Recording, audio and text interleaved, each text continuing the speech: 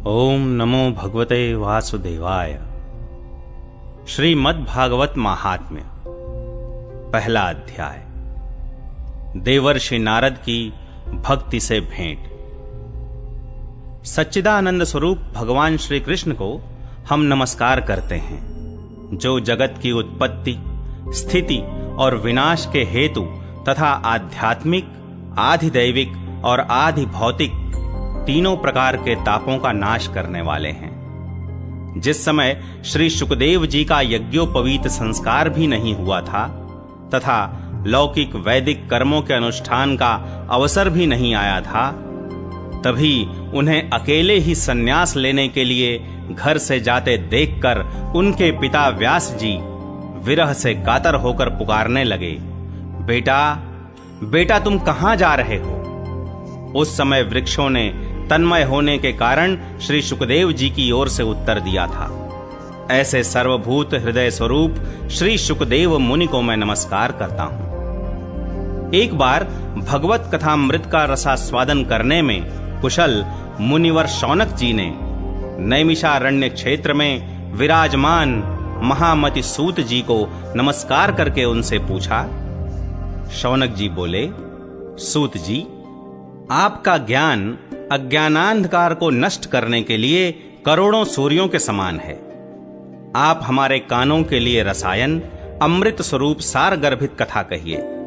भक्ति, ज्ञान और वैराग्य से प्राप्त होने वाले महान विवेक की वृद्धि किस प्रकार होती है तथा वैष्णव लोग किस तरह इस माया मोह से अपना पीछा छुड़ाते हैं। इस घोर कलिकाल में जीव प्रायः आसुरी स्वभाव के हो गए हैं। विविध क्लेशों से आक्रांत इन जीवों को शुद्ध दैवी शक्ति संपन्न बनाने का सर्वश्रेष्ठ उपाय क्या है? सूत जी, आप हमें कोई ऐसा शाश्वत साधन बताइए जो सबसे अधिक कल्याणकारी तथा पवित्र करने वालों में भी पवित्र हो तथा जो भगवान श्री कृष्ण की प्राप्ति करा दे। चिंतामणि केवल लौकिक सुख दे सकती है और कल्प वृक्ष अधिक से अधिक स्वर्गीय संपत्ति दे सकता है, परंतु गुरुदेव प्रसन्न होकर भगवान का योगी दुर्लभ नित्य वैकुंठ धाम दे देते हैं। सूत जी ने कहा, शौनक जी, तुम्हारे हृदय में भगवान का प्रेम है, इसलिए मैं विचार कर तुम्हें संपूर्ण सिद्धांतों का निष्कर्ष सुनाता हूं, जो जन्म मृत्यु के भय का नाश कर देता है, जो भक्ति के प्रवाह को बढ़ाता है और भगवान श्री कृष्ण की प्रसन्नता का प्रधान कारण है। मैं तुम्हें वह साधन बतलाता हूं, उसे सावधान होकर सुनो। श्री शुकदेव जी ने कलयुग में जीवों के काल रूपी सर्प के मुख का ग्रास होने के त्रास का आत्यंतिक नाश करने के लिए श्रीमद्भागवत शास्त्र का प्रवचन किया है। मन की शुद्धि के लिए इससे बढ़कर कोई साधन नहीं है। जब मनुष्य के जन्म जन्मांतर का पुण्य उदय होता है, तभी उसे इस भागवत शास्त्र की प्राप्ति होती है। जब शुकदेव जी राजा परीक्षित को यह कथा सुनाने के लिए सभा में विराजमान हुए, तब देवता लोग उनके पास अमृत का कलश लेकर आए। देवता अपना काम बनाने में बड़े कुशल होते हैं, अतः यहां भी सबने शुकदेव मुनि को नमस्कार करके कहा, आप यह अमृत लेकर बदले में हमें कथामृत का दान दीजिए। इस प्रकार परस्पर विनिमय हो जाने पर राजा परीक्षित अमृत का पान करें और हम सब श्रीमद्भागवत रूप अमृत का पान करेंगे। इस संसार में कहां कांच और कहां महामूल्य मणि तथा कहां सुधा और कहां कथा। श्री शुकदेव जी ने उस समय देवताओं की हंसी उड़ा दी। उन्हें भक्ति शून्य कथा का अनधिकारी जानकर कथामृत का दान नहीं किया। इस प्रकार यह श्रीमद्भागवत की कथा देवताओं को भी दुर्लभ है। पूर्व काल में श्रीमद्भागवत के श्रवण से ही राजा परीक्षित की मुक्ति देखकर ब्रह्मा जी को भी बड़ा आश्चर्य हुआ था। उन्होंने सत्यलोक में तराजू बांधकर सब साधनों को तौला। अन्य सभी साधन तौल में हल्के पड़ गए। अपने महत्व के कारण भागवत ही सबसे भारी रहा। यह देखकर सभी ऋषियों को बड़ा विस्मय हुआ। उन्होंने कलयुग में इस भगवत रूप भागवत शास्त्र को ही पढ़ने सुनने से तत्काल मोक्ष देने वाला निश्चय किया। सप्ताह विधि से श्रवण करने पर यह निश्चय ही भक्ति प्रदान करता है। पूर्व काल में इसे दया परायण सनकादि ने देवर्षि नारद को सुनाया था।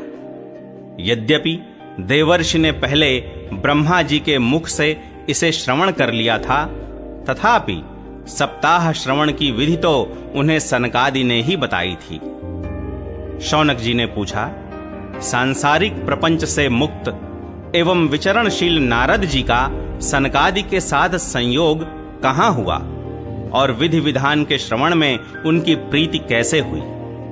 सूत जी ने कहा, अब मैं तुम्हें वह भक्ति पूर्ण कथानक सुनाता हूं जो श्री सुखदेव जी ने मुझे अपना अनन्य शिष्य जानकर एकांत में सुनाया था। एक दिन विशालापुरी में वे चारों निर्मल ऋषि सत्संग के लिए आए। वहां उन्होंने नारद जी को देखा। सनकादि ने पूछा, ब्रह्मन, आपका मुख उदास क्यों हो रहा है? आप चिंतातुर कैसे हैं? इतनी जल्दी जल्दी आप कहां जा रहे हैं और आपका आगमन कहां से हो रहा है? इस समय तो आप उस पुरुष के समान व्याकुल जान पड़ते हैं जिसका सारा धन लुट गया हो। आप जैसे आसक्ति रहित पुरुषों के लिए यह उचित नहीं है। इसका कारण बताइए। नारद जी ने कहा, मैं सर्वोत्तम लोक समझकर पृथ्वी में आया था।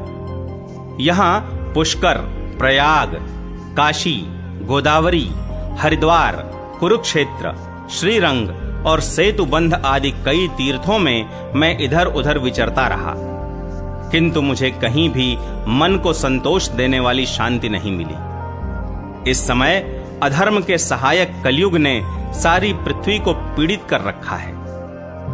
अब यहां सत्य, तप, शौच, दया, दान आदि कुछ भी नहीं है।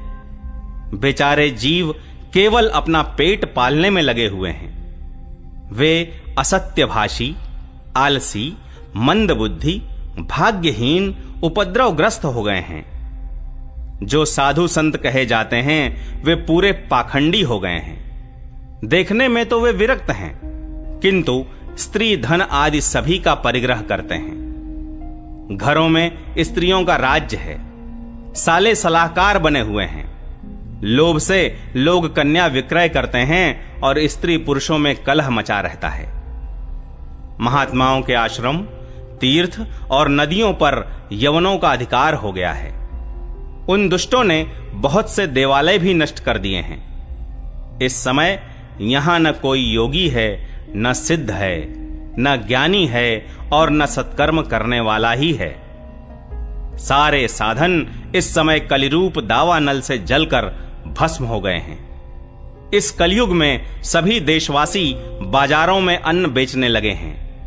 ब्राह्मण लोग पैसा लेकर वेद पढ़ाते हैं और स्त्रियां वेश्यावृत्ति से निर्वाह करने लगी हैं। इस तरह कलयुग के दोष देखता और पृथ्वी पर विचरता हुआ मैं यमुना जी के तट पर पहुंचा, जहां भगवान श्री कृष्ण की अनेकों लीलाएं हो चुकी हैं। मुनिवरों, सुनिए, वहां मैंने एक बड़ा आश्चर्य देखा। वहां एक युवती स्त्री खिन्न मन से बैठी थी। उसके पास दो वृद्ध पुरुष अचेत अवस्था में पड़े जोर जोर से सांस ले रहे थे। वह तरुणी उनकी सेवा करती हुई कभी उन्हें चेत कराने का प्रयत्न करती और कभी उनके आगे रोने लगती थी। वह अपने शरीर के रक्षक परमात्मा को दसों दिशाओं में देख रही थी। उसके चारों ओर सैकड़ों स्त्रियां उसे पंखा झल रही थीं और बार बार समझाती जाती थीं। दूर से यह सब चरित्र देखकर मैं कुतूहलवश उसके पास चला गया। मुझे देखकर वह युवती खड़ी हो गई और बड़ी व्याकुल होकर कहने लगी। युवती ने कहा, अजी महात्मा जी, क्षण भर ठहर जाइए और मेरी चिंता को भी नष्ट कर दीजिए। आपका दर्शन तो संसार के सभी पापों को सर्वथा नष्ट कर देने वाला है। आपके वचनों से मेरे दुख की भी बहुत कुछ शांति हो जाएगी। मनुष्य का जब बड़ा भाग्य होता है तभी आपके दर्शन हुआ करते हैं। नारद जी कहते हैं, तब मैंने उस स्त्री से पूछा, देवी तुम कौन हो? ये दोनों पुरुष तुम्हारे क्या होते हैं? और तुम्हारे पास ये कमल नयनी देवियां कौन हैं? तुम हमें विस्तार से अपने दुख का कारण बताओ। युवती ने कहा, मेरा नाम भक्ति है। ये ज्ञान और वैराग्य नामक मेरे पुत्र हैं। समय के फेर से ही ये ऐसे जर्जर हो गए हैं। ये देवियां गंगा जी आदि नदियां हैं। ये सब मेरी सेवा करने के लिए ही आई हैं। इस प्रकार साक्षात देवियों के द्वारा सेवित होने पर भी मुझे सुख शांति नहीं है। तपोधन, अब ध्यान देकर मेरा वृत्तांत सुनिए। मेरी कथा वैसे तो प्रसिद्ध है, फिर भी उसे सुनकर आप मुझे शांति प्रदान करें। मैं द्रविड़ देश में उत्पन्न हुई, कर्नाटक में बढ़ी, कहीं कहीं महाराष्ट्र में सम्मानित हुई, किंतु गुजरात में मुझको बुढ़ापे ने आ घेरा। वहां घोर कलयुग के प्रभाव से पाखंडियों ने मुझे अंग भंग कर दिया। चिरकाल तक यह अवस्था रहने के कारण मैं अपने पुत्रों के साथ दुर्बल और निस्तेज हो गई। अब जब से मैं वृंदावन आई, तब से पुनः परम सुंदरी स्वरूपवती नवयुवती हो गई हूं। किंतु सामने पड़े हुए ये दोनों मेरे पुत्र थके मांदे दुखी हो रहे हैं। अब मैं यह स्थान छोड़कर अन्यत्र जाना चाहती हूं। ये दोनों बूढ़े हो गए हैं, इसी दुख से मैं दुखी हूं। मैं तरुणी क्यों और ये दोनों मेरे पुत्र बूढ़े क्यों? हम तीनों साथ साथ रहने वाले हैं, फिर यह विपरीतता क्यों? होना तो यह चाहिए कि माता बूढ़ी हो और पुत्र तरुण। इसी से मैं आश्चर्यचकित चित्त से अपनी इस अवस्था पर शोक करती रहती हूं। आप परम बुद्धिमान एवं योग निधि हैं। इसका क्या कारण हो सकता है, बताइए। नारद जी ने कहा, साध्वी, मैं अपने हृदय में ज्ञान दृष्टि से तुम्हारे संपूर्ण दुख का कारण देखता हूं। तुम्हें विषाद नहीं करना चाहिए। श्री हरि तुम्हारा कल्याण करेंगे। सूत जी कहते हैं, मुनिवर नारद जी ने एक क्षण में ही उसका कारण जानकर कहा। नारद जी ने कहा, देवी सावधान होकर सुनो, यह दारुण कलयुग है। इसी से इस समय सदाचार, योग मार्ग और तप आदि सभी लुप्त हो गए हैं। लोग शठता और दुष्कर्म में लगकर अघासुर बन रहे हैं। संसार में जहां देखो वहीं सत्पुरुष दुख से म्लान हैं और दुष्ट सुखी हो रहे हैं। इस समय जिस बुद्धिमान पुरुष का धैर्य बना रहे, वही बड़ा ज्ञानी या पंडित है। पृथ्वी क्रमशः प्रतिवर्ष शेष जी के लिए भार रूप होती जा रही है। अब यह छूने योग्य तो क्या, देखने योग्य भी नहीं रह गई है और न इसमें कहीं मंगल ही दिखाई देता है। अब किसी को पुत्रों के साथ तुम्हारा दर्शन भी नहीं होता। विषयानुराग के कारण अंधे बने हुए जीवों से उपेक्षित होकर तुम जर्जर हो रही थी। वृंदावन के संयोग से तुम फिर नवीन तरुणी हो गई हो। अतः यह वृंदावन धाम धन्य है, जहां भक्ति सर्वत्र नृत्य कर रही है। परंतु तुम्हारे इन दोनों पुत्रों का यहां कोई ग्राहक नहीं है, इसलिए इनका बुढ़ापा नहीं छूट रहा है। यहां इनको कुछ आत्म सुख की प्राप्ति होने के कारण ये सोते से जान पड़ते हैं। भक्ति ने कहा, राजा परीक्षित ने इस पापी कलयुग को क्यों रहने दिया? इसके आते ही सब वस्तुओं का सार न जाने कहां चला गया। करुणामय श्री हरि से भी यह अधर्म कैसे देखा जाता है? मुने, मेरा यह संदेह दूर कीजिए। आपके वचनों से मुझे बड़ी शांति मिली है। नारद जी ने कहा, बाले, यदि तुमने पूछा है तो प्रेम से सुनो कल्याणी। मैं तुम्हें सब बताऊंगा और तुम्हारा दुख दूर हो जाएगा। जिस दिन भगवान श्री कृष्ण इस भूलोक को छोड़कर अपने परम धाम को पधारे, उसी दिन से यहां संपूर्ण साधनों में बाधा डालने वाला कलयुग आ गया। दिग्विजय के समय राजा परीक्षित की दृष्टि पड़ने पर कलयुग दीन के समान उनकी शरण में आया। भ्रमर के समान सारग्राही राजा ने यह निश्चय किया कि इसका वध मुझे नहीं करना चाहिए, क्योंकि जो फल तपस्या, योग एवं समाधि से भी नहीं मिलता, कलयुग में वही फल श्री हरि कीर्तन से ही भली भांति मिल जाता है। इस प्रकार सारहीन होने पर भी उसे इस एक ही दृष्टि से सार युक्त देखकर उन्होंने कलयुग में उत्पन्न होने वाले जीवों के सुख के लिए ही इसे रहने दिया था। इस समय लोगों के कुकर्म में प्रवृत्त होने के कारण सभी वस्तुओं का सार निकल गया है और पृथ्वी के सारे पदार्थ बीजहीन भूसी के समान हो गए हैं। ब्राह्मण केवल अन्न धनादि के लोभवश घर घर एवं जन जन को भागवत की कथा सुनाने लगे हैं, इसलिए कथा का सार चला गया। तीर्थों में नाना प्रकार के अत्यंत घोर कर्म करने वाले नास्तिक और नारकी पुरुष भी रहने लगे हैं, इसलिए तीर्थों का भी प्रभाव जाता रहा। जिनका चित्त निरंतर काम, क्रोध, महान लोभ और तृष्णा से तपता रहता है, वे भी तपस्या का ढोंग करने लगे हैं, इसलिए तप का भी सार निकल गया। मन पर काबू न होने के कारण तथा लोभ, दंभ और पाखंड का आश्रय लेने के कारण एवं शास्त्र का अभ्यास न करने से ध्यान योग का फल मिट गया। पंडितों की यह दशा है कि वे अपनी स्त्रियों के साथ भैंसों की तरह रमण करते हैं। उनमें संतान पैदा करने की ही कुशलता पाई जाती है, मुक्ति साधन में वे सर्वथा अकुशल हैं। संप्रदायानुसार प्राप्त हुई वैष्णवता भी कहीं देखने में नहीं आती। इस प्रकार जगह जगह सभी वस्तुओं का सार लुप्त हो गया है। यह तो इस युग का स्वभाव ही है, इसमें किसी का दोष नहीं है।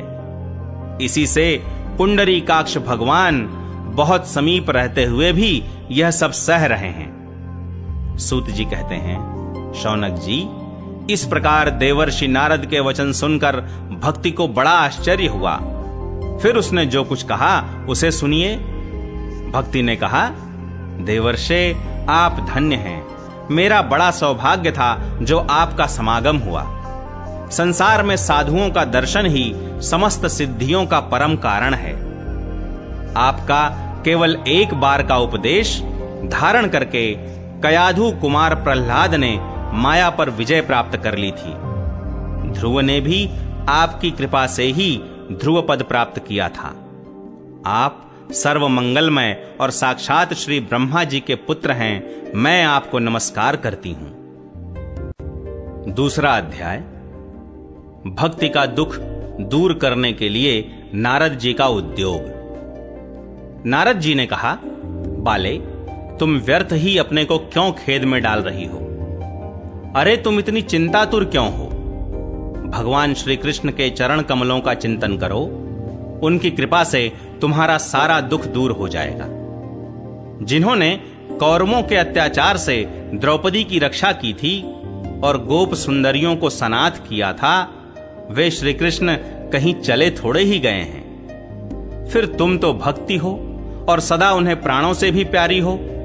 तुम्हारे बुलाने पर तो भगवान नीचों के घरों में भी चले जाते हैं। सत्य, त्रेता और द्वापर, इन 3 युगों में ज्ञान और वैराग्य मुक्ति के साधन थे, किंतु कलयुग में तो केवल भक्ति ही ब्रह्म सायुज्य की प्राप्ति कराने वाली है। यह सोचकर ही परमानंद चिन्मूर्ति ज्ञान स्वरूप श्री हरि ने अपने सत स्वरूप से तुम्हें रचा है। तुम साक्षात श्री कृष्णचंद्र की प्रिया और परम सुंदरी हो। एक बार जब तुमने हाथ जोड़कर पूछा था कि मैं क्या करूं, तब भगवान ने तुम्हें यही आज्ञा दी थी कि मेरे भक्तों का पोषण करो। तुमने भगवान की वह आज्ञा स्वीकार कर ली। इससे तुम पर श्री हरि बहुत प्रसन्न हुए और तुम्हारी सेवा करने के लिए मुक्ति को तुम्हें दासी के रूप में दे दिया और इन ज्ञान वैराग्य को पुत्रों के रूप में। तुम अपने साक्षात स्वरूप से वैकुंठ धाम में ही भक्तों का पोषण करती हो। भूलोक में तो तुमने उनकी पुष्टि के लिए केवल छाया रूप धारण कर रखा है।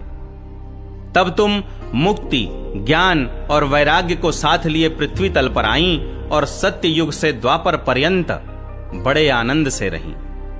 कलयुग में तुम्हारी दासी मुक्ति पाखंड रूप रोग से पीड़ित होकर क्षीण होने लगी थी, इसीलिए वह तो तुरंत ही तुम्हारी आज्ञा से वैकुंठ लोक को चली गई। इस लोक में भी तुम्हारे स्मरण करने से ही वह आती है और फिर चली जाती है, किंतु इन ज्ञान वैराग्य को तुमने पुत्र मानकर अपने पास ही रख छोड़ा है। फिर भी कलयुग में इनकी उपेक्षा होने के कारण तुम्हारे ये पुत्र उत्साहहीन और वृद्ध हो गए हैं। फिर भी तुम चिंता न करो, मैं इनके नवजीवन का उपाय सोचता हूं। सुमुखी, कलि के समान कोई भी युग नहीं है। इस युग में मैं तुम्हें घर घर में प्रत्येक पुरुष के हृदय में स्थापित कर दूंगा। देखो, अन्य सब धर्मों को दबाकर और भक्ति विषयक महोत्सवों को आगे रखकर यदि मैंने लोक में तुम्हारा प्रचार न किया तो मैं श्री हरि का दास नहीं। इस कलयुग में जो जीव तुमसे युक्त होंगे वे पापी होने पर भी बेखटके भगवान श्री कृष्ण के अभय धाम को प्राप्त होंगे। जिनके हृदय में निरंतर प्रेम रूपिणी भक्ति निवास करती है, वे शुद्धांतःकरण पुरुष स्वप्न में भी यमराज को नहीं देखते। जिनके हृदय में भक्ति महारानी का निवास है, उन्हें प्रेत, पिशाच, राक्षस या दैत्य आदि स्पर्श करने में भी समर्थ नहीं हो सकते। भगवान तप, वेदाध्ययन, ज्ञान और कर्म आदि किसी भी साधन से वश में नहीं किए जा सकते। वे केवल भक्ति से ही वशीभूत होते हैं। इसमें श्री गोपीजन प्रमाण है। मनुष्यों का सहस्त्रों जन्म के पुण्य प्रताप से भक्ति में अनुराग होता है। कलयुग में केवल भक्ति ही सार है। भक्ति से तो साक्षात श्री कृष्णचंद्र सामने उपस्थित हो जाते हैं। जो लोग भक्ति से द्रोह करते हैं वे तीनों लोकों में दुख ही दुख पाते हैं। पूर्व काल में भक्त का तिरस्कार करने वाले दुर्वासा ऋषि को बड़ा कष्ट उठाना पड़ा था। बस व्रत, तीर्थ, योग, यज्ञ और ज्ञान चर्चा आदि बहुत से साधनों की कोई आवश्यकता नहीं है। एकमात्र भक्ति ही मुक्ति देने वाली है। सूत जी कहते हैं, इस प्रकार नारद जी के निर्णय किए हुए अपने महात्म्य को सुनकर भक्ति के सारे अंग पुष्ट हो गए और वे उनसे कहने लगीं। भक्ति ने कहा, नारद जी आप धन्य हैं, आपकी मुझ में निश्चल प्रीति है। मैं सदा आपके हृदय में रहूंगी, कभी आपको छोड़कर नहीं जाऊंगी। साधो, आप बड़े कृपालु हैं। आपने क्षण भर में ही मेरा सारा दुख दूर कर दिया, किंतु अभी मेरे पुत्रों में चेतना नहीं आई है। आप इन्हें शीघ्र ही सचेत कर दीजिए, जगा दीजिए। सूत जी कहते हैं, भक्ति के ये वचन सुनकर नारद जी को बड़ी करुणा आई और वे उन्हें हाथ से हिला डुलाकर जगाने लगे। फिर उनके कान के पास मुंह लगाकर जोर से कहा, ओ ज्ञान, जल्दी जग पड़ो। ओ वैराग्य, जल्दी जग पड़ो। फिर उन्होंने वेद ध्वनि, वेदांत घोष और बार बार गीता पाठ करके उन्हें जगाया। इससे वे जैसे तैसे बहुत जोर लगाकर उठे, किंतु आलस्य के कारण वे दोनों जम्भाई लेते रहे, नेत्र उघाड़कर देख भी नहीं सके। उनके बाल बगुलों की तरह सफेद हो गए थे। उनके अंग प्रायः सूखे काठ के समान निस्तेज और कठोर हो गए थे। इस प्रकार भूख प्यास के मारे अत्यंत दुर्बल होने के कारण उन्हें फिर सोते देख नारद जी को बड़ी चिंता हुई और वे सोचने लगे, अब मुझे क्या करना चाहिए। इनकी यह नींद और इससे भी बढ़कर इनकी वृद्धावस्था कैसे दूर हो। शौनक जी, इस प्रकार चिंता करते करते वे भगवान का स्मरण करने लगे। उसी समय यह आकाशवाणी हुई कि मुने, खेद मत करो, तुम्हारा यह उद्योग निस्संदेह सफल होगा। देवर्षे, इसके लिए तुम एक सत्कर्म करो, वह कर्म तुम्हें संत शिरोमणि महानुभाव बताएंगे। उस सत्कर्म का अनुष्ठान करते ही क्षण भर में उनकी नींद और वृद्धावस्था चली जाएगी। तथा सर्वत्र भक्ति का प्रसार होगा। यह आकाशवाणी वहां सभी को साफ साफ सुनाई दी। इससे नारद जी को बड़ा विस्मय हुआ और वे कहने लगे, मुझे तो इसका कुछ आशय समझ में नहीं आया। नारद जी बोले, इस आकाशवाणी ने भी गुप्त रूप में ही बात कही है। यह नहीं बताया कि वह कौन सा साधन किया जाए जिससे इनका कार्य सिद्ध हो। वे संत न जाने कहां मिलेंगे और किस प्रकार उस साधन को बताएंगे। अब आकाशवाणी ने जो कुछ कहा है उसके अनुसार मुझे क्या करना चाहिए? सूत जी कहते हैं, शौनक जी, तब ज्ञान वैराग्य दोनों को वहीं छोड़कर नारद मुनि वहां से चल पड़े और प्रत्येक तीर्थ में जा जाकर मार्ग में मिलने वाले मुनीश्वरों से वह साधन पूछने लगे। उनकी उस बात को सुनते तो सब थे, किंतु उसके विषय में कोई कुछ भी निश्चित उत्तर न देता। किन्हीं ने उसे असाध्य बताया, कोई बोले इसका ठीक ठीक पता लगना ही कठिन है। कोई सुनकर चुप रह गए और कोई तो अपनी अवज्ञा होने के भय से बात को टाल टूल कर खिसक गए। त्रिलोकी में महान आश्चर्यजनक हाहाकार मच गया। लोग आपस में कानाफूसी करने लगे, भाई, जब वेद ध्वनि, वेदांत घोष और बार बार गीता पाठ सुनाने पर भी भक्ति, ज्ञान और वैराग्य ये तीनों नहीं जगाए जा सके, तब और कोई उपाय नहीं है। स्वयं योगीराज नारद को भी जिसका ज्ञान नहीं है, उसे दूसरे संसारी लोग कैसे बता सकते हैं?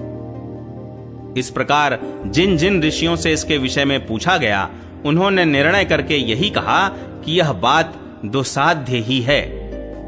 तब नारद जी बहुत चिंतातुर हुए और बदरी वन में आए। ज्ञान वैराग्य को जगाने के लिए वहां उन्होंने यह निश्चय किया कि मैं तप करूंगा। इसी समय उन्हें अपने सामने करोड़ों सूर्यों के समान तेजस्वी सनकादि मुनीश्वर दिखाई दिए। उन्हें देखकर वे मुनिश्रेष्ठ कहने लगे। नारद जी ने कहा, महात्माओं, इस समय बड़े भाग्य से मेरा आप लोगों के साथ समागम हुआ है। आप मुझ पर कृपा करके शीघ्र ही वह साधन बताइए। आप सभी लोग बड़े योगी, बुद्धिमान और विद्वान हैं। आप देखने में 5-5 वर्ष के बालक से जान पड़ते हैं, किंतु हैं पूर्वजों के भी पूर्वज। आप लोग सदा वैकुंठ धाम में निवास करते हैं, निरंतर हरि कीर्तन में तत्पर रहते हैं, भगवत लीलामृत का रसास्वादन कर सदा उसी में उन्मत्त रहते हैं, और एकमात्र भगवत कथा ही आपके जीवन का आधार है। हरि शरणम, भगवान ही हमारे रक्षक हैं, यह वाक्य सर्वदा आपके मुख में रहता है। इसी से काल प्रेरित वृद्धावस्था भी आपको बाधा नहीं पहुंचाती। पूर्व काल में आपके भ्रूभंग मात्र से भगवान विष्णु के द्वारपाल जय और विजय तुरंत पृथ्वी पर गिर गए थे, और फिर आपकी ही कृपा से वे पुनः वैकुंठ लोक पहुंच गए। धन्य है, इस समय आपका दर्शन बड़े सौभाग्य से ही हुआ है। मैं बहुत दीन हूं और आप लोग स्वभाव से ही दयालु हैं, इसलिए मुझ पर आपको अवश्य कृपा करनी चाहिए। बताइए, आकाशवाणी ने जिसके विषय में कहा है वह कौन सा साधन है और मुझे किस प्रकार उसका अनुष्ठान करना चाहिए? आप इसका विस्तार से वर्णन कीजिए। भक्ति, ज्ञान और वैराग्य को किस प्रकार सुख मिल सकता है और किस तरह इनकी प्रेम पूर्वक सब वर्णों में प्रतिष्ठा की जा सकती है? सनकादि ने कहा, देवर्षे, आप चिंता न करें, मन में प्रसन्न हों। उनके उद्धार का एक सरल उपाय पहले से ही विद्यमान है। नारद जी, आप धन्य हैं, आप विरक्तों के शिरोमणि हैं, श्री कृष्ण दासों के शाश्वत पथ प्रदर्शक एवं भक्ति योग के भास्कर हैं। आप भक्ति के लिए जो उद्योग कर रहे हैं, यह आपके लिए कोई आश्चर्य की बात नहीं समझनी चाहिए। भगवान के भक्त के लिए तो भक्ति की सम्यक स्थापना करना सदा उचित ही है। ऋषियों ने संसार में अनेकों मार्ग प्रकट किए हैं, किंतु वे सभी कष्ट साध्य हैं और परिणाम में प्रायः स्वर्ग की ही प्राप्ति कराने वाले हैं। अभी तक भगवान की प्राप्ति कराने वाला मार्ग तो गुप्त ही रहा है। उसका उपदेश करने वाला पुरुष प्रायः भाग्य से ही मिलता है। आपको आकाशवाणी ने जिस सत्कर्म का संकेत किया है उसे हम बतलाते हैं। आप प्रसन्न और समाहित चित्त होकर सुनिए। नारद जी, द्रव्य यज्ञ, तपो यज्ञ, योग यज्ञ और स्वाध्याय रूप ज्ञान यज्ञ, ये सब तो स्वर्गादि की प्राप्ति कराने वाले कर्म की ही ओर संकेत करते हैं। पंडितों ने ज्ञान यज्ञ को ही सत्कर्म का सूचक माना है। वह श्रीमद् भागवत का पारायण है जिसका गान शुक आदि महानुभावों ने किया है। उसके शब्द सुनने से ही भक्ति, ज्ञान और वैराग्य को बड़ा बल मिलेगा। इससे ज्ञान वैराग्य का कष्ट मिट जाएगा और भक्ति को आनंद मिलेगा। सिंह की गर्जना सुनकर जैसे भेड़िए भाग जाते हैं, उसी प्रकार श्रीमद् भागवत की ध्वनि से कलयुग के सारे दोष नष्ट हो जाएंगे।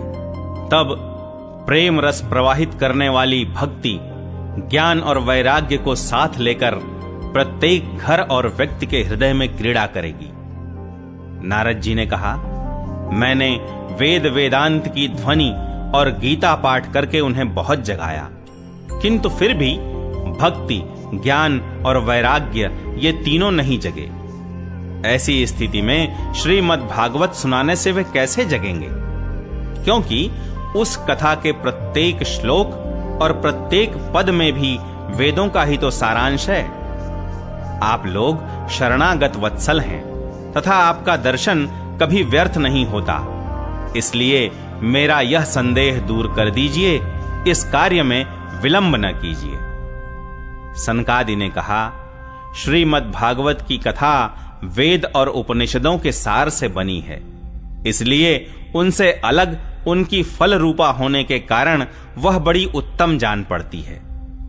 जिस प्रकार रस वृक्ष की जड़ से लेकर शाखाग्र पर्यंत रहता है, किंतु इस स्थिति में उसका आस्वादन नहीं किया जा सकता, वही जब अलग होकर फल के रूप में आ जाता है, तब संसार में सभी को प्रिय लगने लगता है।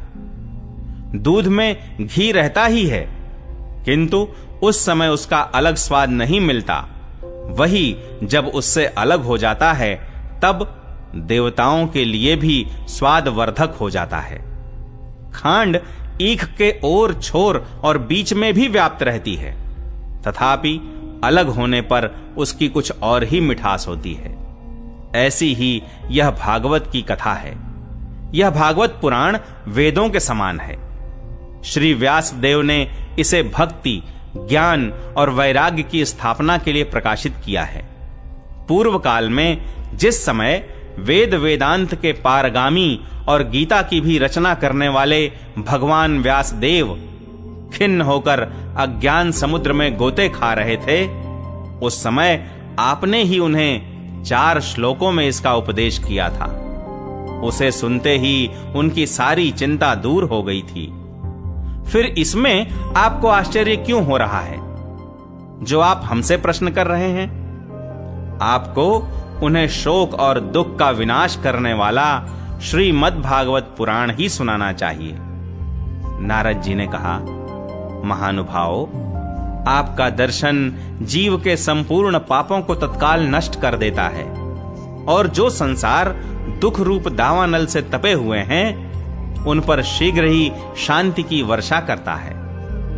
आप निरंतर शेष जी के सहस्त्र मुखों से गाए हुए भगवत कथामृत का ही पान करते रहते हैं। मैं प्रेम लक्षणा भक्ति का प्रकाश करने के उद्देश्य से आपकी शरण लेता हूं। जब अनेकों जन्मों के संचित पुण्य पुंज का उदय होने से मनुष्य को सत्संग मिलता है, तब वह उसके अज्ञान जनित मोह और मद रूप अंधकार का नाश करके विवेक उदय होता है। 3 अध्याय, भक्ति के कष्ट की निवृत्ति। नारद जी कहते हैं, अब मैं भक्ति, ज्ञान और वैराग्य को स्थापित करने के लिए प्रयत्न पूर्वक श्री शुकदेव जी के कहे हुए भागवत शास्त्र की कथा द्वारा उज्जवल ज्ञान यज्ञ करूंगा। यह यज्ञ मुझे कहां करना चाहिए, आप इसके लिए कोई स्थान बता दीजिए। आप लोग वेद के पारगामी हैं, इसलिए मुझे इस शुक शास्त्र की महिमा सुनाइए। यह भी बताइए कि श्रीमद् भागवत की कथा कितने दिनों में सुनानी चाहिए और उसके सुनने की विधि क्या है। सनकादि बोले, नारद जी, आप बड़े विनीत और विवेकी हैं। सुनिए, हम आपको ये सब बातें बताते हैं। हरिद्वार के पास आनंद नाम का एक घाट है। वहां अनेकों ऋषि रहते हैं तथा देवता और सिद्ध लोग भी उसका सेवन करते रहते हैं। भांति भांति के वृक्ष और लताओं के कारण वह बड़ा सघन है और वहां बड़ी कोमल नवीन बालू बिछी हुई है। वह घाट बड़ा ही सुरम्य और एकांत प्रदेश में है। वहां हर समय सुनहले कमलों की सुगंध आया करती है। उसके आसपास रहने वाले सिंह, हाथी आदि परस्पर विरोधी जीवों के चित्त में भी वैर भाव नहीं है। वहां आप बिना किसी विशेष प्रयत्न के ही ज्ञान यज्ञ आरंभ कर दीजिए। उस स्थान पर कथा में अपूर्व रस का उदय होगा। भक्ति भी अपनी आंखों के ही सामने निर्बल और जरा जीर्ण अवस्था में पड़े हुए ज्ञान और वैराग्य को साथ लेकर वहां आ जाएगी, क्योंकि जहां भी श्रीमद् भागवत की कथा होती है वहां ये भक्ति आदि अपने आप पहुंच जाते हैं। वहां कानों में कथा के शब्द पढ़ने से ये तीनों तरुण हो जाएंगे। सूत जी कहते हैं, इस प्रकार कहकर नारद जी के साथ सनकादि भी श्रीमद् भागवत कथामृत का पान करने के लिए वहां से तुरंत गंगा तट पर चले आए।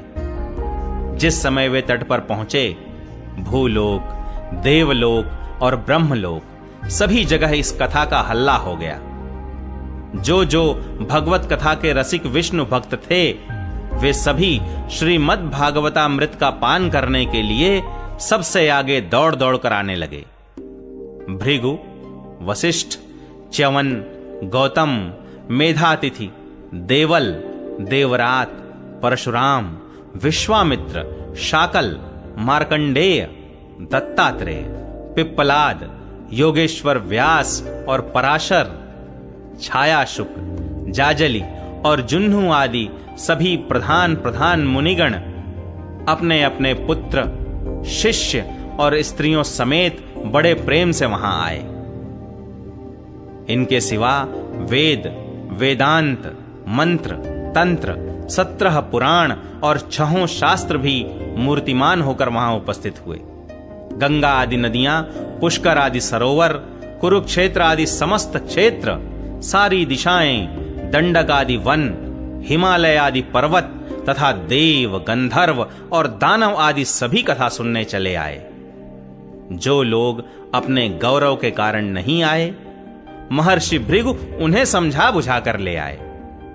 तब कथा सुनाने के लिए दीक्षित होकर श्री कृष्ण परायण सनकादि नारद जी के दिए हुए श्रेष्ठ आसन पर विराजमान हुए। उस समय सभी श्रोताओं ने उनकी वंदना की। श्रोताओं में वैष्णव, विरक्त, सन्यासी और ब्रह्मचारी लोग आगे बैठे और उन सब के आगे नारद जी विराजमान हुए। एक ओर ऋषिगण, एक ओर देवता, एक ओर वेद और उपनिषद आदि तथा एक ओर तीर्थ बैठे और दूसरी ओर स्त्रियां बैठी। उस समय सब ओर जय जयकार, नमस्कार और शंखों का शब्द होने लगा और अबीर, गुलाल, खील एवं फूलों की खूब वर्षा होने लगी। कोई कोई देवश्रेष्ठ तो विमानों पर चढ़कर वहां बैठे हुए सब लोगों पर कल्प वृक्ष के पुष्पों की वर्षा करने लगे। सूत जी कहते हैं, इस प्रकार पूजा समाप्त होने पर जब सब लोग एकाग्र चित्त हो गए, तब सनकादि ऋषि महात्मा नारद को श्रीमद् भागवत का महात्म्य स्पष्ट करके सुनाने लगे। सनकादि ने कहा, अब हम आपको इस भागवत शास्त्र की महिमा सुनाते हैं। इसके श्रवण मात्र से मुक्ति हाथ लग जाती है। श्रीमद् भागवत की कथा का सदा सर्वदा सेवन, आस्वादन करना चाहिए। इसके श्रवण मात्र से श्री हरि हृदय में आ विराजते हैं। इस ग्रंथ में 18,000 श्लोक और 12 स्कंध हैं तथा श्री शुकदेव और राजा परीक्षित का संवाद है। आप यह भागवत शास्त्र ध्यान देकर सुनिए। यह जीव तभी तक अज्ञानवश इस संसार चक्र में भटकता है जब तक क्षण भर के लिए भी कानों में इस सुख शास्त्र की कथा नहीं पड़ती। बहुत से शास्त्र और पुराण सुनने से क्या लाभ है? इससे तो व्यर्थ का भ्रम बढ़ता है।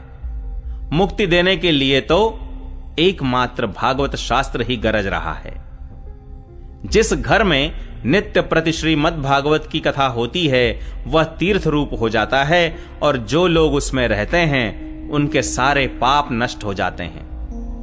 हजारों अश्वमेध और सैकड़ों वाजपेय यज्ञ इस शुक शास्त्र की कथा का 16वां अंश भी नहीं हो सकते। तपोधनों, जब तक लोग अच्छी तरह श्रीमद् भागवत का श्रवण नहीं करते तभी तक उनके शरीर में पाप निवास करते हैं। फल की दृष्टि से इस शुक शास्त्र कथा की समता गंगा, गया, काशी, पुष्कर या प्रयाग कोई तीर्थ भी नहीं कर सकता।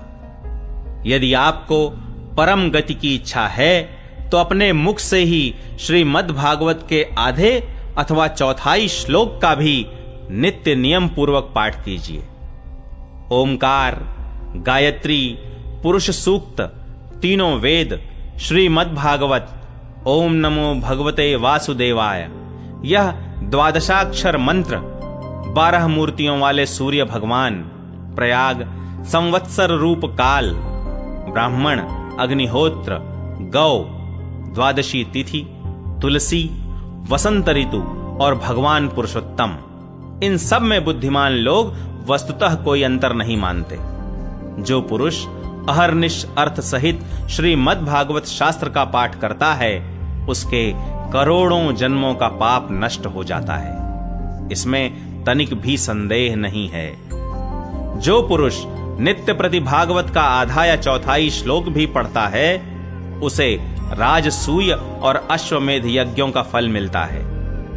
नित्य भागवत का पाठ करना, भगवान का चिंतन करना, तुलसी को सींचना और गौ की सेवा करना, ये चारों समान है। जो पुरुष अंत समय में श्रीमद् भागवत का वाक्य सुन लेता है उस पर प्रसन्न होकर भगवान उसे वैकुंठ धाम देते हैं। जो पुरुष इसे सोने के सिंहासन पर रखकर विष्णु भक्त को दान करता है वह अवश्य ही भगवान का सायुज्य प्राप्त करता है। जिस दुष्ट ने अपनी सारी आयु में चित्त को एकाग्र करके श्रीमद् भागवतामृत का थोड़ा सा भी रसास्वादन नहीं किया उसने तो अपना सारा जन्म चांडाल और गधे के समान व्यर्थ ही गंवा दिया। वह तो अपनी माता को प्रसव पीड़ा पहुंचाने के लिए ही उत्पन्न हुआ। जिसने इस शुक शास्त्र के थोड़े से भी वचन नहीं सुने वह पापात्मा तो जीता हुआ ही मुर्दे के समान है। पृथ्वी के भार स्वरूप उस पशु तुल्य मनुष्य को धिक्कार है। यूं स्वर्गलोक में देवताओं में प्रधान इंद्रादि कहा करते हैं। संसार में श्रीमद् भागवत की कथा का मिलना अवश्य ही कठिन है। जब करोड़ों जन्मों का पुण्य होता है तभी इसकी प्राप्ति होती है। नारद जी, आप बड़े ही बुद्धिमान और योग निधि हैं। आप प्रयत्न पूर्वक कथा का श्रवण कीजिए। इसे सुनने के लिए दिनों का कोई नियम नहीं है। इसे तो सर्वदा ही सुनना अच्छा है। इसे सत्य भाषण और ब्रह्मचर्य पालन पूर्वक सर्वदा ही सुनना श्रेष्ठ माना गया है। किंतु कलयुग में ऐसा होना कठिन है, इसलिए इसकी शुकदेव जी ने जो विशेष विधि बताई है वह जान लेनी चाहिए। कलयुग में बहुत दिनों तक चित्त की वृत्तियों को वश में रखना, नियमों में बंधे रहना और किसी पुण्य कार्य के लिए दीक्षित रहना कठिन है। इसलिए सप्ताह श्रवण की विधि है।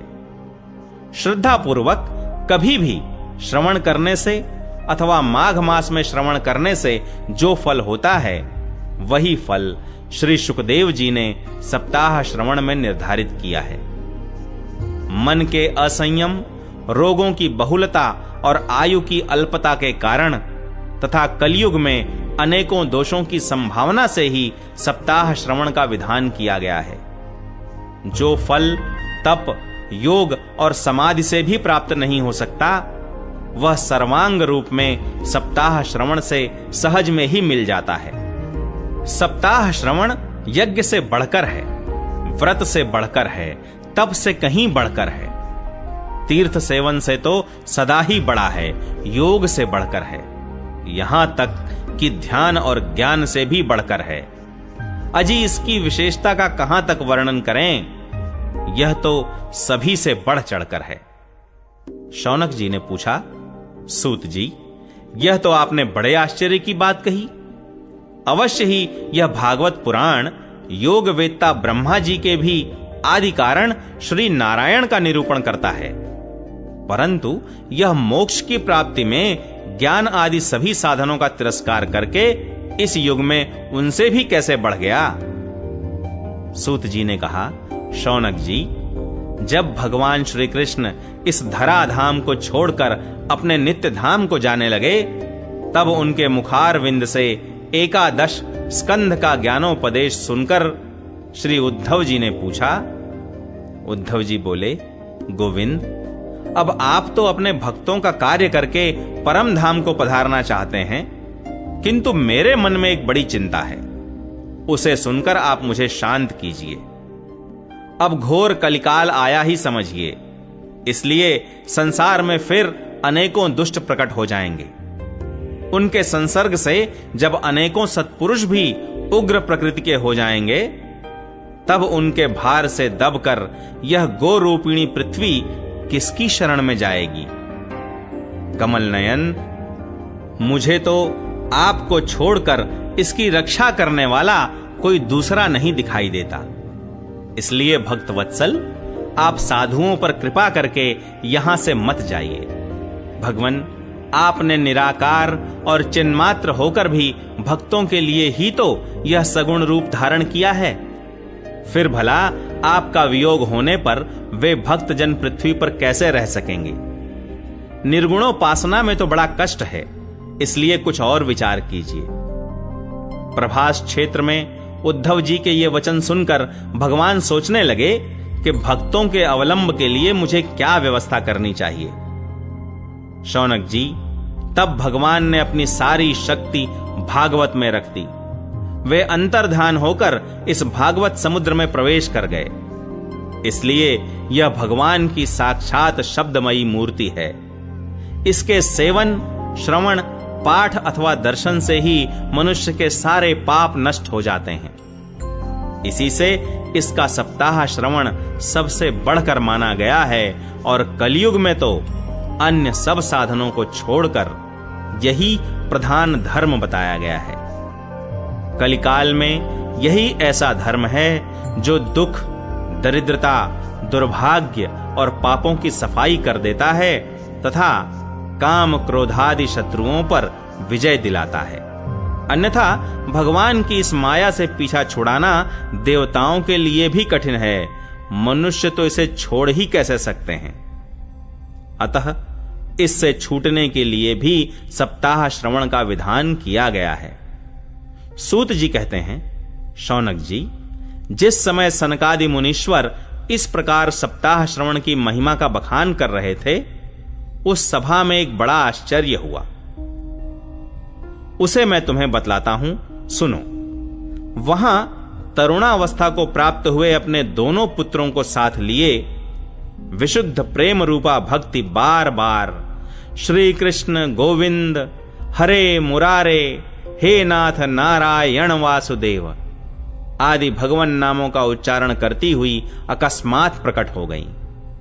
सभी सदस्यों ने देखा कि परम सुंदरी भक्ति रानी भागवत के अर्थों का आभूषण पहने वहां पधारी। मुनियों की उस सभा में सभी यह तर्क वितर्क करने लगे कि ये यहां कैसे आईं, कैसे प्रविष्ट हुईं। तब सनकादि ने कहा, ये भक्ति देवी अभी अभी कथा के अर्थ से निकली हैं। उनके ये वचन सुनकर भक्ति ने अपने पुत्रों समेत अत्यंत विनम्र होकर सनत कुमार जी से कहा। भक्ति बोली, मैं कलयुग में नष्ट प्राय हो गई थी, आपने कथामृत से सींच कर मुझे फिर पुष्ट कर दिया। अब आप यह बताइए कि मैं कहां रहूं। यह सुनकर सनकादि ने उनसे कहा, तुम भक्तों को भगवान का स्वरूप प्रदान करने वाली, अनन्य प्रेम का संपादन करने वाली और संसार रोग को निर्मूल करने वाली हो, अतः तुम धैर्य धारण करके नित्य निरंतर विष्णु भक्तों के हृदयों में ही निवास करो।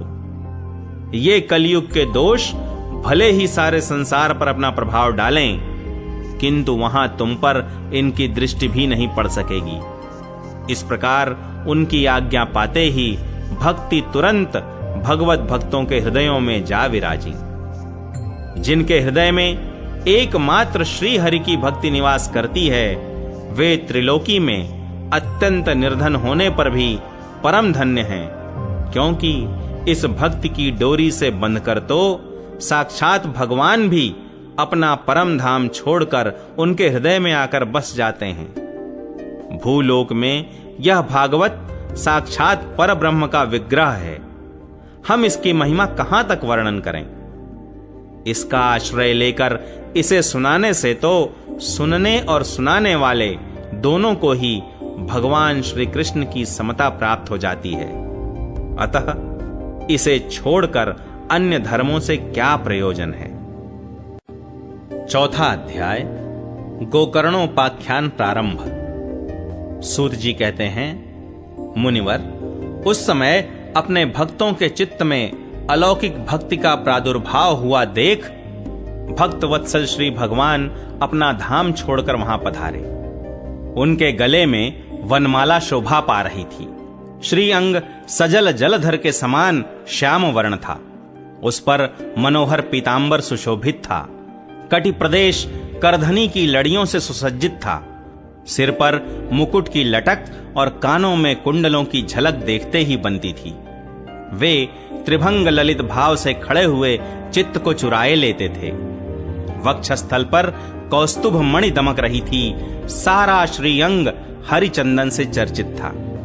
उस रूप की शोभा क्या कहें। उसने तो मानो करोड़ों कामदेवों की रूप माधुरी छीन ली थी। वे परमानंद चिन्मूर्ति मधुराति मधुर मुरलीधर ऐसी अनुपम छवि से अपने भक्तों के निर्मल चित्तों में आविर्भूत हुए। भगवान के नित्य लोक निवासी लीला परिकर उद्धवादि वहां गुप्त रूप से उस कथा को सुनने के लिए आए हुए थे। प्रभु के प्रकट होते ही चारों ओर जय हो की ध्वनि होने लगी। उस समय भक्ति रस का अद्भुत प्रवाह चला। बार बार अबीर गुलाल और पुष्पों की वर्षा तथा शंख ध्वनि होने लगी। उस सभा में जो लोग बैठे थे उन्हें अपने देह, गेह और आत्मा की भी कोई सुधि न रही। उनकी ऐसी तन्मयता देखकर नारद जी कहने लगे, मुनीश्वर गण, आज सप्ताह श्रवण की मैंने यह बड़ी ही अलौकिक महिमा देखी। यहां तो जो बड़े मूर्ख, दुष्ट और पशु पक्षी भी हैं, वे सभी अत्यंत निष्पाप हो गए हैं। अतः इसमें संदेह नहीं कि कलिकाल में चित्त की शुद्धि के लिए इस भागवत कथा के समान मर्त्य लोक में पाप पुंज का नाश करने वाला कोई दूसरा पवित्र साधन नहीं है। मुनिवर, आप लोग बड़े कृपालु हैं। आपने संसार के कल्याण का विचार करके यह बिल्कुल निराला ही मार्ग निकाला है। आप कृपया यह तो बताइए कि इस कथा रूप सप्ताह यज्ञ के द्वारा संसार में कौन कौन लोग पवित्र हो जाते हैं। सनकादि ने कहा, जो लोग सदा तरह तरह के पाप किया करते हैं, निरंतर दुराचार में ही तत्पर रहते हैं और उल्टे मार्गों से चलते हैं, तथा जो क्रोधाग्नि से जलते रहने वाले कुटिल और कामपरायण हैं, वे सभी इस कलयुग में सप्ताह यज्ञ से पवित्र हो जाते हैं। जो सत्य से च्युत, माता पिता की निंदा करने वाले, तृष्णा के मारे व्याकुल, आश्रम धर्म से रहित, दंभी, दूसरों की उन्नति देखकर कुढ़ने वाले और दूसरों को दुख देने वाले हैं, वे भी कलयुग में सप्ताह यज्ञ से पवित्र हो जाते हैं। जो मदिरापान, ब्रह्म हत्या, सुवर्ण की चोरी, गुरु स्त्री गमन और विश्वासघात, ये 5 महापाप करने वाले, छल छद्म परायण, क्रूर, पिशाचों के समान निर्दयी, ब्राह्मणों के धन से पुष्ट होने वाले और व्यभिचारी हैं, वे भी कलयुग में सप्ताह यज्ञ से पवित्र हो जाते हैं। जो दुष्ट आग्रह पूर्वक सर्वदा मन, वाणी या शरीर से पाप करते रहते हैं, दूसरे के धन से ही पुष्ट होते हैं तथा मलिन मन और दुष्ट हृदय वाले हैं, वे भी कलयुग में सप्ताह यज्ञ से पवित्र हो जाते हैं। नारद जी, अब हम तुम्हें इस विषय में एक प्राचीन इतिहास सुनाते हैं। उसके सुनने से ही सब पाप नष्ट हो जाते हैं। पूर्व काल में तुंगभद्रा नदी के तट पर एक अनुपम नगर बसा हुआ था। वहां सभी वर्णों के लोग अपने अपने धर्मों का आचरण करते हुए सत्य और सत्कर्मों में तत्पर रहते थे। उस नगर में समस्त वेदों का विशेषज्ञ और श्रौत स्मार्त कर्मों में निपुण एक आत्मदेव नामक ब्राह्मण रहता था। वह साक्षात दूसरे सूर्य के समान तेजस्वी था। वह धनी होने पर भी भिक्षाजीवी था। उसकी प्यारी पत्नी धुंधुली कुलीन एवं सुंदरी होने पर भी सदा अपनी बात पर अड़ जाने वाली थी। उसे लोगों की बात करने में सुख मिलता था। स्वभाव था क्रूर, प्रायः कुछ न कुछ बकवाद करती रहती थी। गृह कार्य में निपुण थी, कृपण थी और थी झगड़ालू भी। इस प्रकार ब्राह्मण दंपति प्रेम से अपने घर में रहते और विहार करते थे। उनके पास अर्थ और भोग विलास की सामग्री बहुत थी। घर द्वार भी सुंदर थे, परंतु उससे उन्हें सुख नहीं था। जब अवस्था बहुत ढल गई, तब उन्होंने संतान के लिए तरह तरह के पुण्य कर्म आरंभ किए और वे दीन दुखियों को गौ, पृथ्वी, सुवर्ण और वस्त्रादि दान करने लगे। इस प्रकार धर्म मार्ग में उन्होंने अपना आधा धन समाप्त कर दिया, तो भी उन्हें पुत्र या पुत्री किसी का भी मुख देखने को न मिला। इसलिए अब वह ब्राह्मण बहुत ही चिंतातुर रहने लगा। एक दिन वह ब्राह्मण देवता बहुत दुखी होकर घर से निकलकर वन को चल दिया। दोपहर के समय उसे प्यास लगी, इसलिए वह एक तालाब पर आया। संतान के अभाव के दुख ने उसके शरीर को बहुत सुखा दिया था, इसलिए थक जाने के कारण जल पीकर वह वहीं बैठ गया। 2 घड़ी बीतने पर वहां एक सन्यासी महात्मा आए। जब ब्राह्मण देवता ने देखा कि वे जल पी चुके हैं, तब वह उनके पास गया और चरणों में नमस्कार करने के बाद सामने खड़े होकर लंबी लंबी सांसें लेने लगा। सन्यासी ने पूछा, कहो ब्राह्मण देवता, रोते क्यों हो? ऐसी तुम्हें क्या भारी चिंता है? तुम जल्दी ही मुझे अपने दुख का कारण बताओ। ब्राह्मण ने कहा, महाराज, मैं अपने पूर्व जन्म के पापों से संचित दुख का क्या वर्णन करूं? अब मेरे पितर मेरे द्वारा दी हुई जलांजलि के जल को अपनी चिंता जनित सांस से कुछ गर्म करके पीते हैं। देवता और ब्राह्मण मेरा दिया हुआ प्रसन्न मन से स्वीकार नहीं करते।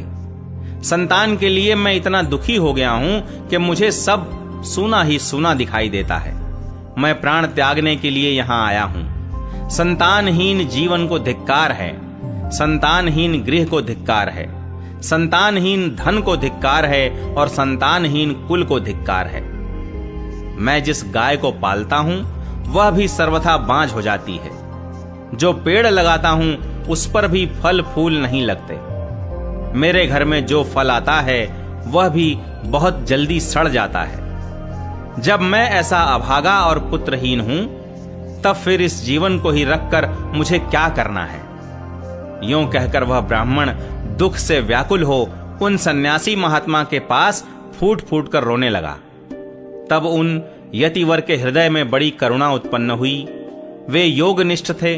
उन्होंने उसके ललाट की रेखाएं देखकर सारा वृत्तांत जान लिया और फिर उसे विस्तार पूर्वक कहने लगे।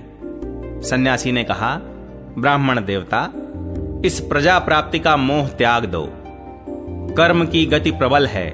विवेक का आश्रय लेकर संसार की वासना छोड़ दो। विप्रवर, सुनो, मैंने इस समय तुम्हारा प्रारब्ध देखकर निश्चय किया है कि 7 जन्म तक तुम्हारे कोई संतान किसी प्रकार नहीं हो सकती। पूर्व काल में राजा सगर एवं अंग को संतान के कारण दुख भोगना पड़ा था। ब्राह्मण, अब तुम कुटुंब की आशा छोड़ दो, सन्यास में ही सब प्रकार का सुख है। ब्राह्मण ने कहा, महात्मा जी, विवेक से मेरा क्या होगा? मुझे तो बलपूर्वक पुत्र दीजिए, नहीं तो मैं आपके सामने ही शोक मूर्छित होकर अपने प्राण त्यागता हूं। जिसमें पुत्र स्त्री आदि का सुख नहीं है, ऐसा सन्यास तो सर्वथा नीरस ही है। लोक में सरस तो पुत्र पौत्रादि से भरा पूरा गृहस्थाश्रम ही है। ब्राह्मण का ऐसा आग्रह देखकर उन तपोधन ने कहा, विधाता के लेख को मिटाने का हठ करने से राजा चित्रकेतु को बड़ा कष्ट उठाना पड़ा था। इसलिए दैव जिसके उद्योग को कुचल देता है, उस पुरुष के समान तुम्हें भी पुत्र से सुख नहीं मिल सकेगा। तुमने तो बड़ा हठ पकड़ रखा है और अर्थी के रूप में तुम मेरे सामने उपस्थित हो। ऐसी दशा में मैं तुमसे क्या कहूं? जब महात्मा जी ने देखा कि यह किसी प्रकार अपना आग्रह नहीं छोड़ता, तब उन्होंने उसे एक फल देकर कहा, इसे तुम अपनी पत्नी को खिला देना, इससे उसके एक पुत्र होगा। तुम्हारी स्त्री को 1 साल तक सत्य, शौच, दया, दान और एक समय एक ही अन्न खाने का नियम रखना चाहिए। यदि वह ऐसा करेगी तो बालक बहुत शुद्ध स्वभाव वाला होगा। यों कहकर वे योगीराज चले गए और ब्राह्मण अपने घर लौट आया। वहां आकर उसने वह फल अपनी स्त्री के हाथ में दे दिया और स्वयं कहीं चला गया। उसकी स्त्री तो कुटिल स्वभाव की थी ही। वह रो रो कर अपनी एक सखी से कहने लगी, सखी, मुझे तो बड़ी चिंता हो गई। मैं तो यह फल नहीं खाऊंगी। फल खाने से गर्भ रहेगा और गर्भ से पेट बढ़ जाएगा, फिर कुछ खाया पिया जाएगा नहीं। इससे मेरी शक्ति क्षीण हो जाएगी और तब बता घर का धंधा कैसे होगा? और दैववश यदि कहीं गांव में डाकुओं का आक्रमण हो गया तो गर्भिणी स्त्री कैसे भागेगी? यदि सुखदेव जी की तरह यह गर्भ भी पेट में ही रह गया तो इसे बाहर कैसे निकाला जाएगा? और कहीं प्रसव काल के समय वह टेढ़ा हो गया तो फिर प्राणों से ही हाथ धोना पड़ेगा। यों भी प्रसव के समय बड़ी भयंकर पीड़ा होती है। मैं सुकुमारी भला ये सब कैसे सह सकूंगी? मैं जब दुर्बल पड़ जाऊंगी तब ननद रानी आकर घर का सब मालमत्ता समेट ले जाएंगी और मुझसे तो सत्य शौचादि नियमों का पालन होना भी कठिन ही जान पड़ता है। जो स्त्री बच्चा जनती है उसे उस बच्चे के लालन पालन में भी बड़ा कष्ट होता है। मेरे विचार से तो वंध्या या विधवा स्त्रियां ही सुखी हैं। मन में ऐसे ही तरह तरह के कुतर्क उठने से उसने वह फल नहीं खाया और जब उसके पति ने पूछा, फल खा लिया? तब उसने कह दिया, हां, खा लिया। एक दिन उसकी बहन अपने आप ही उसके घर आई। तब उसने अपनी बहन को सारा वृत्तांत सुनाकर कहा कि मेरे मन में इसकी बड़ी चिंता है। मैं इस दुख के कारण दिनों दिन दुबली हो रही हूं। बहन, मैं क्या करूं? बहन ने कहा, मेरे पेट में बच्चा है, प्रसव होने पर वह बालक मैं तुझे दे दूंगी। तब तक तू गर्भवती के समान घर में गुप्त रूप से सुख से रह। तू मेरे पति को कुछ धन दे देगी तो वे तुझे अपना बालक दे देंगे। हम ऐसी युक्ति करेंगी कि जिसमें सब लोग यही कहें कि इसका बालक 6 महीने का होकर मर गया और मैं नित्य प्रति तेरे घर आकर उस बालक का पालन पोषण करती रहूंगी। तू इस समय इसकी जांच करने के लिए यह फल गौ को खिला दे। ब्राह्मणी ने स्त्री स्वभाववश जो जो उसकी बहन ने कहा था वैसे ही सब किया। इसके पश्चात समयानुसार जब उस स्त्री के पुत्र हुआ तब उसके पिता ने चुपचाप लाकर उसे धुंधली को दे दिया और उसने आत्मदेव को सूचना दे दी कि मेरे सुखपूर्वक बालक हो गया है। इस प्रकार आत्मदेव के पुत्र हुआ सुनकर सब लोगों को बड़ा आनंद हुआ। ब्राह्मण ने उसका जात कर्म संस्कार करके ब्राह्मणों को दान दिया और उसके द्वार पर गाना बजाना तथा अनेक प्रकार के मांगलिक कृत्य होने लगे। धुंधुली ने अपने पति से कहा, मेरे स्तनों में तो दूध ही नहीं है, फिर गौ आदि किसी अन्य जीव के दूध से मैं इस बालक का किस प्रकार पालन करूंगी? मेरे बहन के अभी बालक हुआ था वह मर गया है। उसे बुलाकर अपने यहां रख लें तो वह आपके इस बच्चे का पालन पोषण कर लेगी। तब पुत्र की रक्षा के लिए आत्मदेव ने वैसा ही किया तथा माता धुंधुली ने उस बालक का नाम धुंधुकारी रखा। इसके बाद 3 महीने बीतने पर उस गौ के भी एक मनुष्याकार बच्चा हुआ। वह सर्वांग सुंदर, दिव्य, निर्मल तथा सुवर्ण की सी कांति वाला था। उसे देखकर ब्राह्मण देवता को बड़ा आनंद हुआ और उसने स्वयं ही उसके सब संस्कार किए। इस समाचार से और सब लोगों को भी बड़ा आश्चर्य हुआ और वे बालक को देखने के लिए आए तथा आपस में कहने लगे, देखो भाई, अब आत्मदेव का कैसा भाग्योदय हुआ है। कैसे आश्चर्य की बात है कि गौ के भी ऐसा दिव्य रूप बालक उत्पन्न हुआ है। दैव योग से इस गुप्त रहस्य का किसी को भी पता न लगा। आत्मदेव ने उस बालक के गौ के से कान देखकर उसका नाम गोकर्ण रखा। कुछ काल बीतने पर वे दोनों बालक जवान हो गए। उनमें गोकर्ण तो बड़ा पंडित और ज्ञानी हुआ, किंतु धुंधुकारी बड़ा ही दुष्ट निकला। स्नान शौचादि ब्राह्मणोचित आचारों का उसमें नाम भी न था और न खान पान का ही कोई परहेज था। क्रोध उसमें बहुत बढ़ा चढ़ा था। वह बुरी बुरी वस्तुओं का संग्रह किया करता था। मुर्दे के हाथ से छुआया हुआ अन्न भी खा लेता था। दूसरों की चोरी करना और सब लोगों से द्वेष बढ़ाना उसका स्वभाव बन गया था। छिपे छिपे वह दूसरों के घरों में आग लगा देता था। दूसरों के बालकों को खिलाने के लिए गोद में लेता और उन्हें चट कुएं में डाल देता। हिंसा का उसे व्यसन सा हो गया था। हर समय वह अस्त्र शस्त्र धारण किए रहता और बेचारे अंधे और दीन दुखियों को व्यर्थ तंग करता रहता। चांडालों से उसका विशेष प्रेम था। बस हाथ में फंदा लिए कुत्तों की टोली के साथ शिकार की टोह में घूमता रहता। वेश्याओं के जाल में फंसकर उसने अपने पिता की सारी संपत्ति नष्ट कर दी। एक दिन माता पिता को मार पीट कर घर के सब बर्तन भांडे उठा ले गया। इस प्रकार जब सारी संपत्ति स्वाहा हो गई, तब उसका कृपण पिता फूट फूट कर रोने लगा और बोला, इससे तो इसकी मां का बांझ रहना ही अच्छा था। कुपुत्र तो बड़ा ही दुखदाई होता है। अब मैं कहां रहूं, कहां जाऊं? मेरे इस संकट को कौन काटेगा? हाय, मेरे ऊपर तो बड़ी विपत्ति आ पड़ी है। इस दुख के कारण अवश्य मुझे एक दिन प्राण छोड़ने पड़ेंगे। उसी समय परम ज्ञानी गोकर्ण जी वहां आए और उन्होंने पिता को वैराग्य का उपदेश करते हुए बहुत समझाया। वे बोले, पिताजी, यह संसार असार है।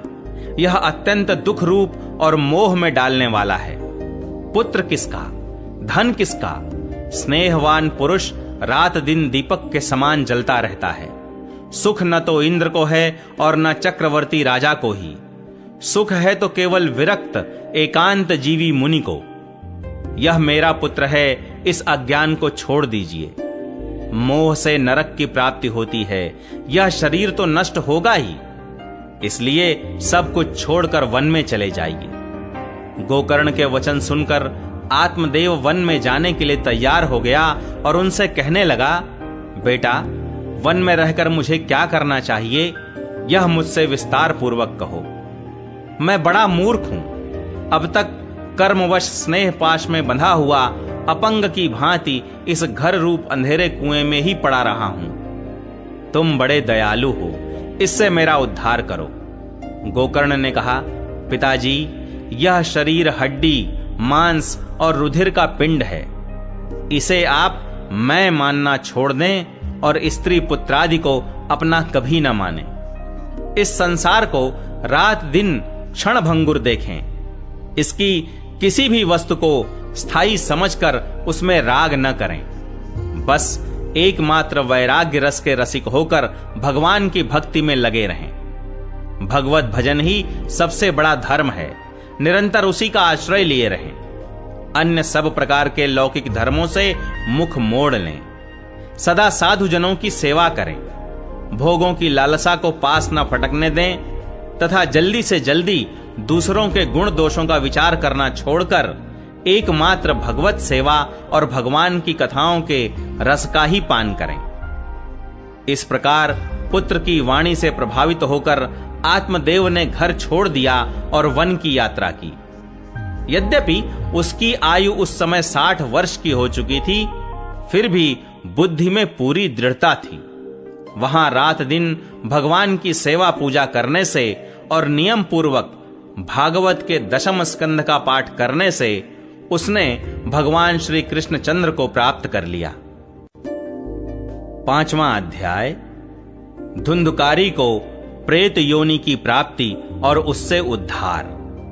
सूत जी कहते हैं, शौनक जी, पिता के वन चले जाने पर एक दिन धुंधुकारी ने अपनी माता को बहुत पीटा और कहा, बता धन कहां रखा है, नहीं तो अभी तेरी लुआठी से खबर लूंगा। उसकी इस धमकी से डरकर और पुत्र के उपद्रवों से दुखी होकर वह रात्रि के समय कुएं में जा गिरी और इसी से उसकी मृत्यु हो गई। योगनिष्ठ गोकर्ण जी तीर्थ यात्रा के लिए निकल गए।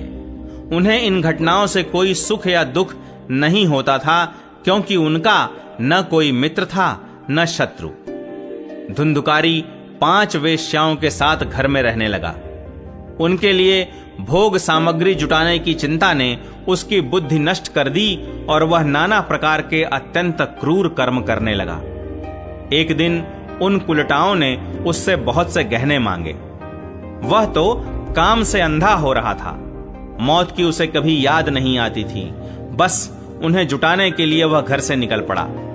वह जहां तहां से बहुत सा धन चुराकर घर लौट आया तथा उन्हें कुछ सुंदर वस्त्र और आभूषण लाकर दिए।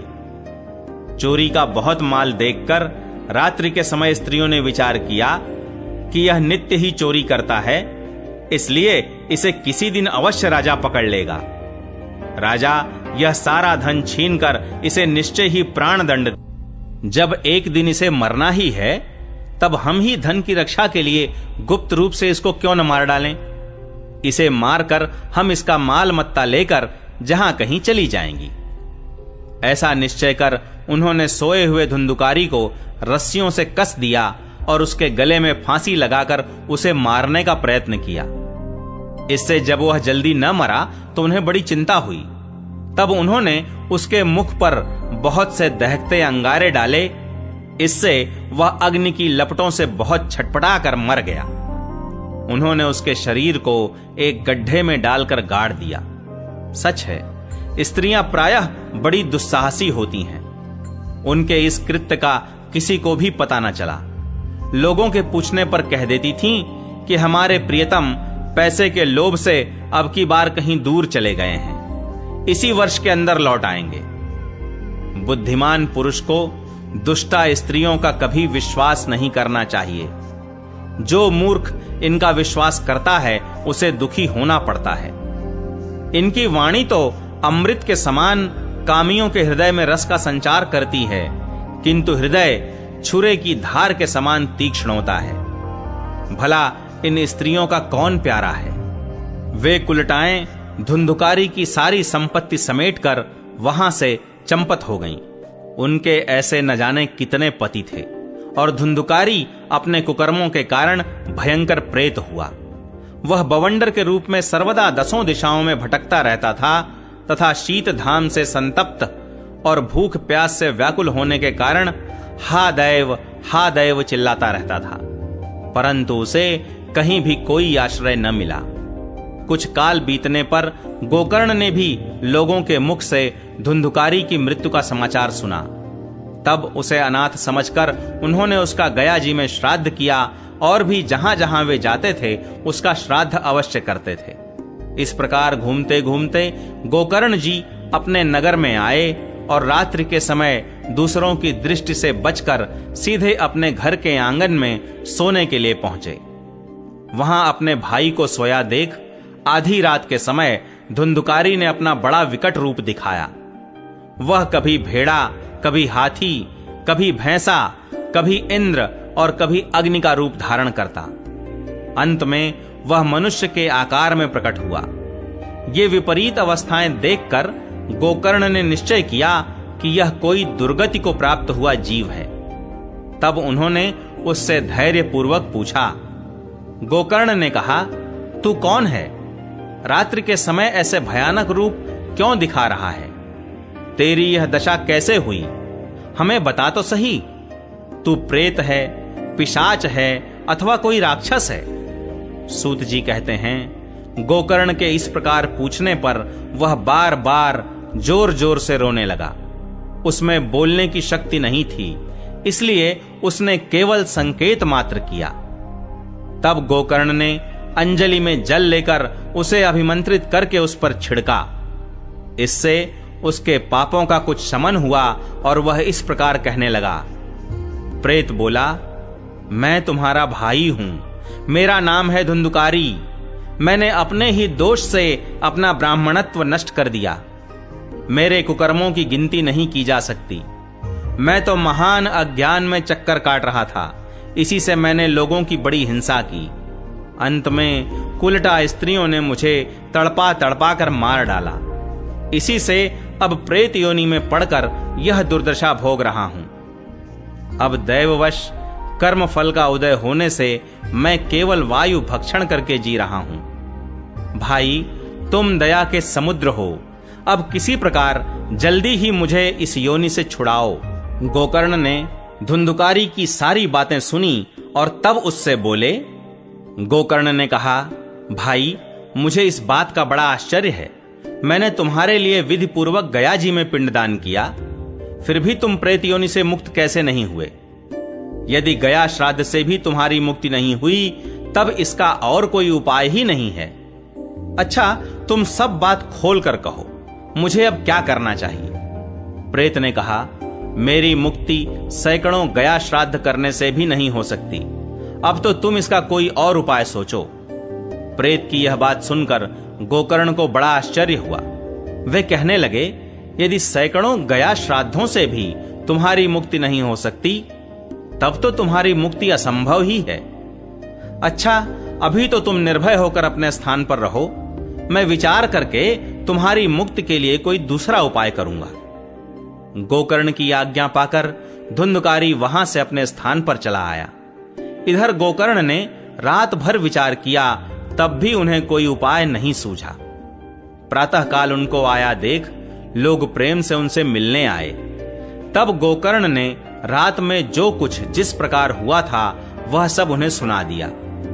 उनमें जो लोग विद्वान, योगनिष्ठ, ज्ञानी और वेदज्ञ थे, उन्होंने भी अनेकों शास्त्रों को उलट पलट कर देखा, तो भी उसकी मुक्ति का कोई उपाय न मिला। तब सबने यही निश्चय किया कि इस विषय में सूर्य नारायण जो आज्ञा करें वही करना चाहिए। अतः गोकर्ण ने अपने तपोबल से सूर्य की गति को रोक दिया। उन्होंने स्तुति की, भगवन, आप सारे संसार के साक्षी हैं। मैं आपको नमस्कार करता हूं। आप मुझे कृपा करके धुंधुकारी की मुक्ति का साधन बताइए।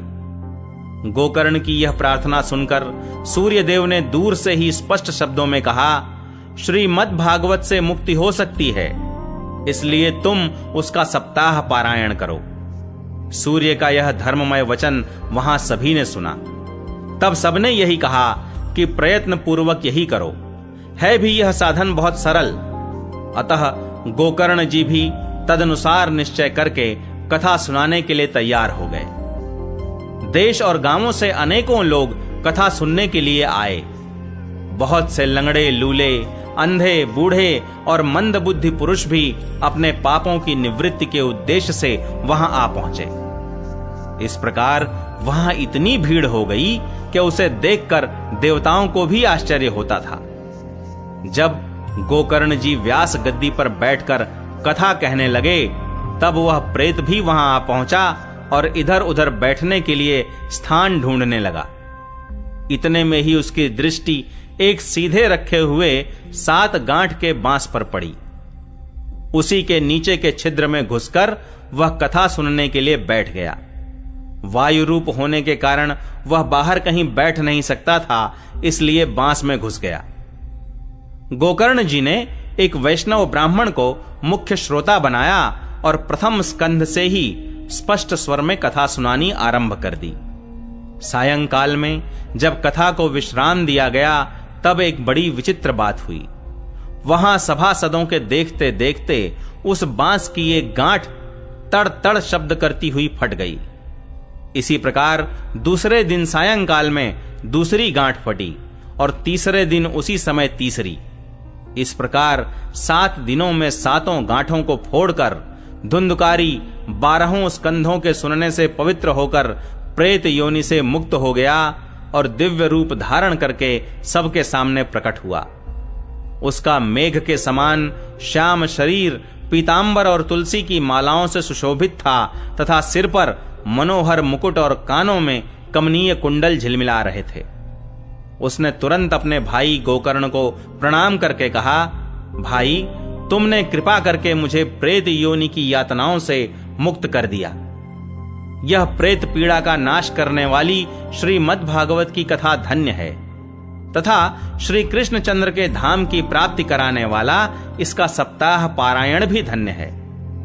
जब सप्ताह श्रवण का योग लगता है तब सब पाप थर्रा उठते हैं कि अब यह भागवत की कथा जल्दी ही हमारा अंत कर देगी। जिस प्रकार आग गीली सूखी छोटी बड़ी सब तरह की लकड़ियों को जला डालती है, उसी प्रकार यह सप्ताह श्रवण मन वचन और कर्म द्वारा किए हुए नए पुराने छोटे बड़े सभी प्रकार के पापों को भस्म कर देता है। विद्वानों ने देवताओं की सभा में कहा है कि जो लोग इस भारतवर्ष में श्रीमद् भागवत की कथा नहीं सुनते उनका जन्म वृथा ही है। भला मोह पूर्वक लालन पालन करके यदि इस अनित्य शरीर को हृष्ट पुष्ट और बलवान भी बना लिया तो भी श्रीमद् भागवत की कथा सुने बिना इससे क्या लाभ हुआ। अस्थियां ही इस शरीर के आधार स्तंभ हैं। नस नाड़ी रूप रस्सियों से यह बंधा हुआ है। ऊपर से इस पर मांस और रक्त थोप कर इसे चर्म से मढ़ दिया गया है। इसके प्रत्येक अंग में दुर्गंध आती है, क्योंकि है तो यह मल मूत्र का भांड ही। वृद्धावस्था और शोक के कारण यह परिणाम में दुखमय ही है। रोगों का तो घर ही ठहरा। यह निरंतर किसी न किसी कामना से पीड़ित रहता है, कभी इसकी तृप्ति नहीं होती। इसे धारण किए रहना भी एक भार ही है। इसके रोम रोम में दोष भरे हुए हैं और नष्ट होने में इसे एक क्षण भी नहीं लगता। अंत में यदि इसे गाड़ दिया जाता है तो इसके कीड़े बन जाते हैं। कोई पशु खा जाता है तो यह विष्ठा हो जाता है और अग्नि में जला दिया जाता है तो भस्म की ढेरी हो जाता है। ये 3 ही इसकी गतियां बताई गई हैं। ऐसे अस्थिर शरीर से मनुष्य अविनाशी फल देने वाला काम क्यों नहीं बना लेता। जो अन्न प्रातः काल पकाया जाता है वह सायंकाल तक बिगड़ जाता है, फिर उसी के रस से पुष्ट हुए शरीर की नित्यता कैसी। इस लोक में सप्ताह श्रवण करने से भगवान की शीघ्र ही प्राप्ति हो सकती है। अतः सब प्रकार के दोषों की निवृत्ति के लिए एकमात्र यही साधन है। जो लोग भागवत की कथा से वंचित हैं वे तो जल में बुदबुदे और जीवों में मच्छरों के समान केवल मरने के लिए ही पैदा होते हैं। भला जिसके प्रभाव से जड़ और सूखे हुए बांस की गांठें फट सकती हैं, उस भागवत कथा का श्रवण करने से चित्त की गांठों का खुल जाना कौन बड़ी बात है। सप्ताह श्रवण करने से मनुष्य के हृदय की गांठ खुल जाती है, उसके समस्त संशय छिन्न भिन्न हो जाते हैं और सारे कर्म क्षीण हो जाते हैं। यह भागवत कथा रूप तीर्थ संसार के कीचड़ को धोने में बड़ा ही पटु है। विद्वानों का कथन है कि जब यह हृदय में स्थित हो जाता है तब मनुष्य की मुक्ति निश्चित ही समझनी चाहिए।